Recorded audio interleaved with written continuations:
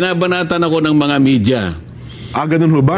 So sa kanilang pagtatakip sa katotohanan, yung sinabi ko ng marami sa inyo ay bayaran, binubugbog nila ako ngayon. Ito ang ginagamit nila, imbes na pagtakpa, imbes na yung katwiran ay lumitaw, ginagamit nilang pagtatakip ito. Opo. Basahin mo ngayon yung dalawang malalapad na dyaryo dyan.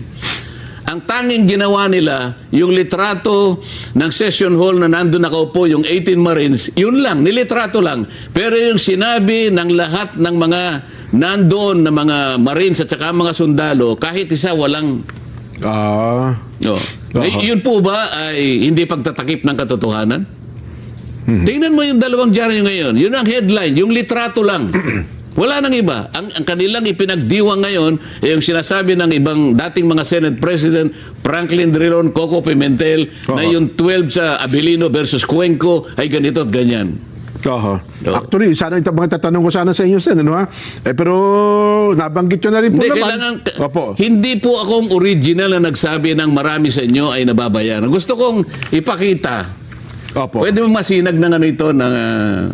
Pwede nyo bang ipasinag para makita ang librong ito? Ano ang title ng librong ito na hawak ko? Ayan.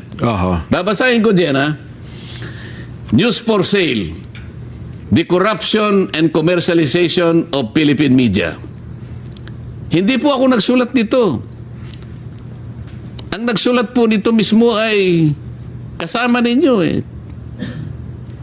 Ayoko na po magbanggit ng mga pangalan. Babanggitin ko na lang po ang ilan sa mga sinabi nila. Para lang, ito po, Malu Mangahas, then PPC Executive Director, said in a report to Press Council members that Manila Times reporters said they believe that up to 90% of their colleagues were open to accepting money given by their sources. The practices, this reporter said, was most prevalent among tabloid correspondents who are among the poorest paid in the profession. Reporters cited the following reasons for accepting bribes: the system itself, their having gotten used to it, peer pressure, and acculturation, a lack of understanding of journalism and journalism ethics, and the need for cash. When asked about specific cases of media corruption they know about, reporters recited a litany of sins. Reporters receiving monthly retainers from 5,000 to 10,000 pesos. 2004 edition lang po ito, ha. Finance foreign trips, night outs in pubs, sauna baths and restaurants, contract brokered by corporation with promised commissions in exchange. 5 to 6 figure sums paid for various services, even ₱1 million fee, good for 2 years for a group of reporters tasked to set up a consultancy agency by their sources.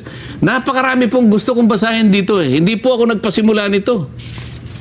Corruption is damaging the media's credibility and undermining their potential as an information source and as a tool for strengthening Philippine democracy.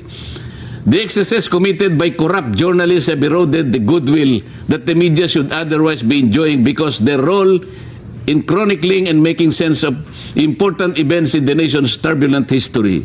Instead, corruption is fanning popular skepticism and cynicism about journalism. Many citizens now think that media are grasping and greedy lot, as corrupt as the politicians they report about. Ang dami nito, Jen. So, hindi po ako nagpasimula nito. Ngayon po ay makikita natin ang manifestation at ebidensya. Kagaya na binanggit ko kanina.